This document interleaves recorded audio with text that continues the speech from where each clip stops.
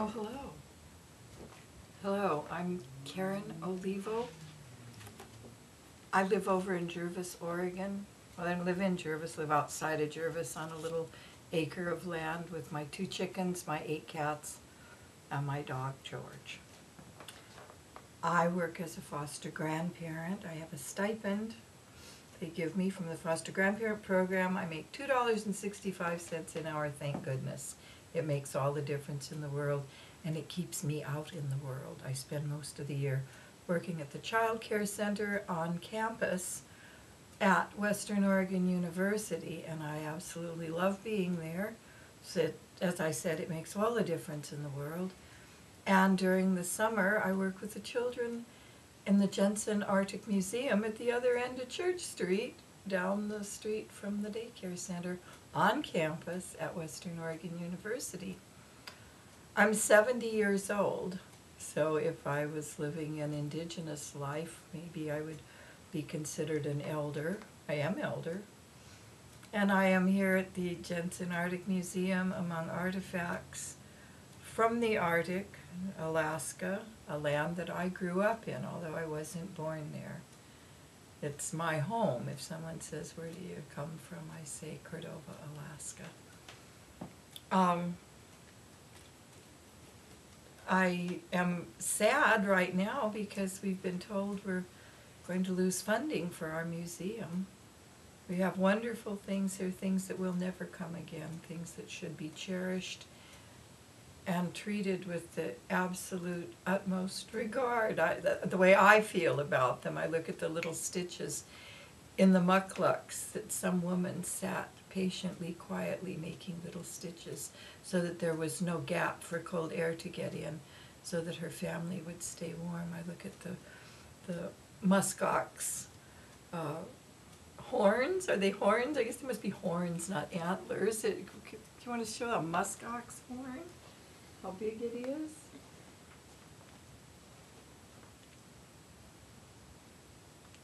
Okay. Should I answer these? You're not going to ask me? Okay. What do I fear most?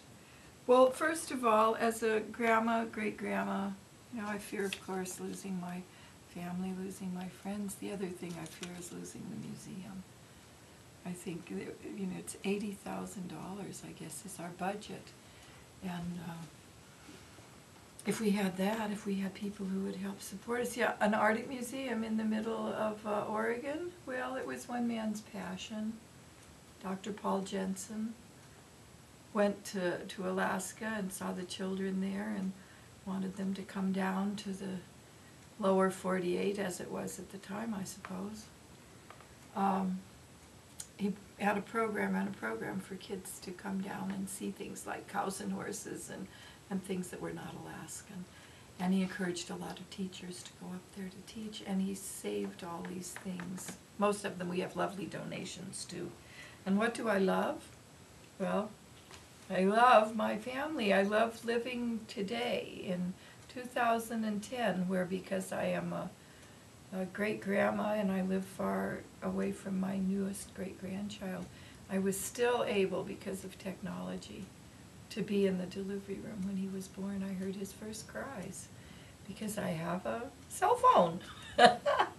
Oh, what makes me laugh? What makes me laugh is the wonderful children that I work with every day. And they say wonderful things to me like, "Grandma Karen, I saw you standing up." "Oh, you did?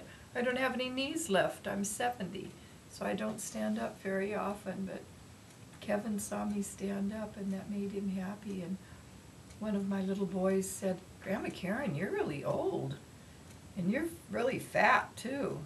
And I said, "Well, what gave you the clue? How did you know I was old and fat?" And he thought for a bit, and he said, "Well, you can't run real fast anymore." "Well, I can't run at all anymore. I'm 70, and I don't have any knees." And what's in my pocket? What's in my pocket? My telephone, that I stay in touch with all my kids who are in Alabama and Ohio and North Carolina and Washington, and some are here in Oregon. I'm lucky. And I have car keys in my other pocket, which for most great-grandmothers that I knew when I was a kid, they never, of course, even drove a car. And the car is my lifeline to the rest of the world, because I live out in the country, and without the car, I wouldn't be able to get here every day on this campus.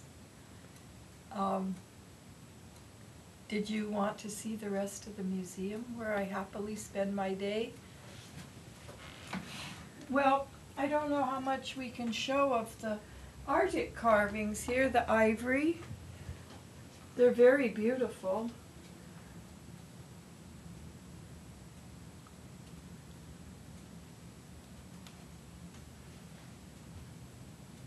My first husband, who died very young, unfortunately, was an ivory carver. He was Aleut, and he was an ivory carver. Oh, but I do want to show you over here, too, at our touching table. I can show you a piece of polar bear hide. I can show you a spotted seal cap. I can show you Eskimo yo-yo. I've never been able to work it. You keep your arm moving up and down, they tell me, and you make the one little thing go one way, and when you get that going, then you throw that the other way, and see, I can't work them. Here are dolls. Here's a polar bear who spent the first part of his life in the Arctic, and then the first part of his life this way in a dentist's office in Salem.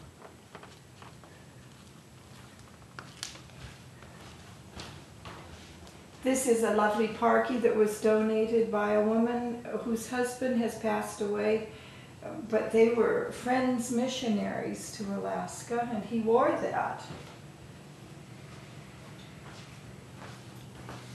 Here are some dolls made by Aleut people. It says the dolls were purchased by the Wards in 1956 during their time teaching in Alaska.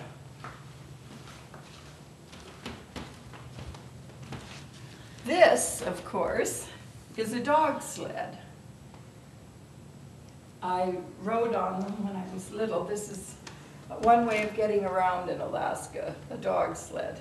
Not so much anymore, of course, since they have snow machines. Well, and here's another mode of transportation. You have your snowshoes. You notice they're all lashed together.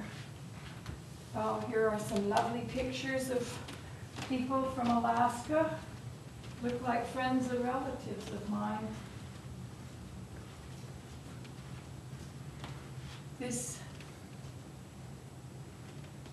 These kayaks are of Aleut origin, as were some of my children.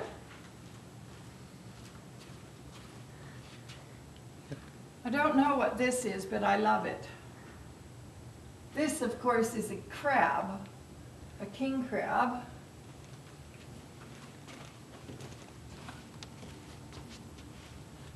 Oh, and I would like to show you the invitation to the salmon bake that is on the front door of our museum if you'd like to come.